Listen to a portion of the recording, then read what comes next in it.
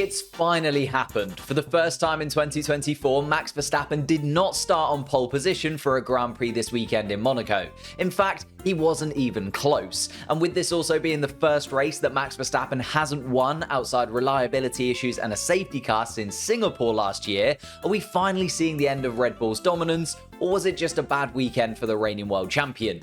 Let's get into it. Max Verstappen may have equaled the record for the most pole position starts in a row in Imola, but a week later in Monaco, and he started from P6, behind both Ferraris, both McLarens, and a Mercedes. And of course, there's the argument that had he not glanced the wall at Sandoval on his final run, he would have likely improved, but looking at his weekend's running, I still don't think that Max would have been able to beat Piastri's time to reach the front row, let alone beat Leclerc's time for pole position.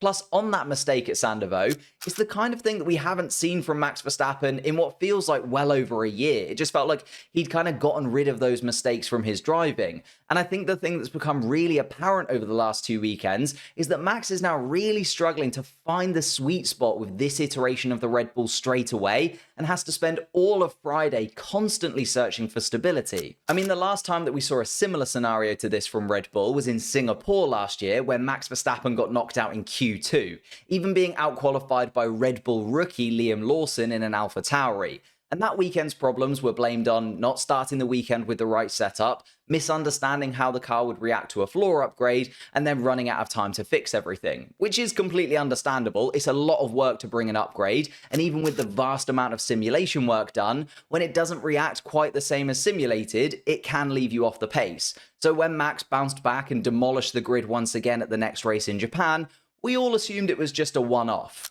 What if it wasn't just a one-off? Coming back to this year, the thing that's really caught my eye after Monaco is that Max Verstappen only leads the Drivers' Championship by 31 points, and Red Bull only lead the Constructors' Championship by 24. So the foregone conclusion of Red Bull walking to victories may not be so assured, with 16 races still left to go this season. As well as the fact that both Imola and Monaco have started to see some of those issues from Singapore last year creep into this year's car. Like Singapore, Imola and Monaco are tracks where you're forced to run quite a big ride height because of the circuit's contours and the nature of the curbs. So although we thought Singapore last year may have just been a one-off, this Red Bull car, possibly even more than last year's car, seems to really struggle over those bumps. Verstappen found himself off track 3 times during FP1 in Imola due to the front end of the Red Bull car being very unstable through that middle sector, which is the sector where we see big elevation changes, and we were seeing the Red Bull car just bouncing up and down, constantly bottoming out. Jump forward in the race, and there's the same issue once again with the front end being really unstable, which meant Max Verstappen was having a lot of understeer. So even though Max was leading, the Red Bull's front tyres became too cool, and even the hards had given out way before the team was expecting. That led to that dramatic finish where Lando Norris was able to hold onto his tyres in the optimal functioning window much better, and was then able to reel in Max Verstappen and finish within a second of the lead. And as Lando Norris said, 2 more laps, that would have been sweet. And similar issues with understanding the car on more bumpy circuits then repeated itself in Monaco. Once again, the Friday setup that they'd worked on in the simulator simply didn't translate to the track, and that highlights to me that there's clearly a simulation problem when it comes to the combination of the larger rear ride height and bumpy circuits, which Red Bull haven't been able to fix despite the race in Singapore last season, flagging up that this was, and clearly still is, the Red Bull's main weakness. Again, the team tried to adapt the car throughout the weekend, but Verstappen didn't feel like any of the setup changes made much difference, and said that, "I cannot touch any curbs because it just upsets the car way too much, and you lose a lot of lap time. We went softer, stiffer, everything, but the car is like a go-kart. It's like I'm running without suspension." Meaning that unlike at Imola the weekend before, the problem in Monaco was much more fundamental of an issue and way too difficult for the team to solve in time to get Max ready for qualifying, which again shares those parallels with Singapore last season. And also, unlike in Imola, they couldn't just put Verstappen in a position where he could guide the Red Bull to pole position and hope that he could manage the issues enough throughout the race, because in Monaco, they could only manage P6, which leads us to the cars that outdid him. Like it's been the majority of the times that Red Bull has missed out on victory during this regulation cycle, it was Ferrari that took home the win in Monaco, with Charles Leclerc finally picking up his first home Grand Prix victory, having started on pole position 3 times in Monaco before. However, this victory did feel different to the other times we've seen drivers win during this regulation cycle outside of Red Bull, because it's clear that Ferrari as well as McLaren are closing the gap to Red Bull significantly this season. I mean, Max Verstappen started the season with wins that left a gap to the nearest non-Red Bull of 22 seconds in Bahrain, 18.6 seconds in Saudi Arabia, 20.8 seconds in Japan, and 13.7 seconds in China. He was pretty dominant to begin with, but then McLaren and Ferrari started to bring their first significant upgrade packages to Miami and Imola respectively, and it's clear that those two teams now have a clear development path and an understanding of these regulations that's allowed them to start putting Max under at least a little bit of pressure. Miami saw Lando Norris pick up his first victory in Formula 1, and yes, there was some luck involved in the timing of the safety car, which allowed Lando to take the lead. But had this been last season, despite losing the position, I would have backed Max Verstappen to just have the pace gap to the McLaren to get back in front of the papaya car. But this season, thanks to those upgrades, that just wasn't the case, and Lando Norris was able to push and actually make a gap for himself at the front of the race.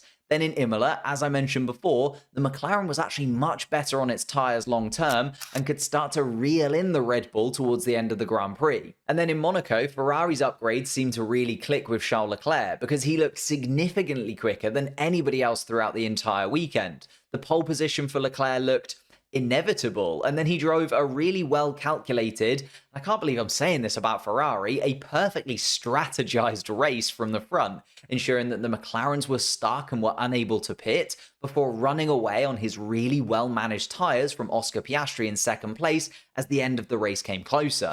Both weekends have shown that Red Bull can no longer rely on their car being so much quicker on every single race weekend that even if they do get the strategy wrong or the setup isn't quite right, that they'll just win anyway. Even though Max Verstappen is still incredibly quick as a driver, the technical structures and drivers at Ferrari and McLaren, as well as the upgrades and development that they've gone through, just makes them way too strong at this point for Red Bull to not feel under threat, especially on tracks that don't suit this RB20. So with all of that hype, are we going to see a championship fight this season? Will we see Max Verstappen and Red Bull dethroned?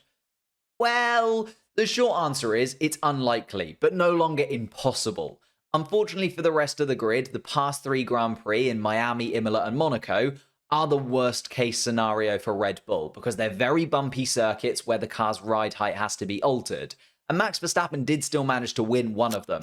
Probably would have won 2 of them had it not been for a really well-timed safety car. So as we move back towards tracks where the Red Bull is more suited and it can run at a ride height that the aero team prefer, we will start to see the Red Bull back in a position where Max Verstappen could win races by a considerable margin again. I think Red Bull's nearest competitor Charles Leclerc put it best when he said, "I think Red Bull still have the fastest car, but on a track like this, which is specific, they don't have the best car." And as much as I have a lot of praise for Ferrari and McLaren for their development and for closing the gap to Red Bull, a lot of what they're bringing is still based on what Red Bull already have. And it's clear that they're still setting the standard during this regulation cycle. So until we see Red Bull challenged and possibly even beaten at a few more tracks this season, like I've got my eye on Spain in a couple of races' time, if Max wins that, then the Drivers' Championship is still most certainly in Max Verstappen's hands.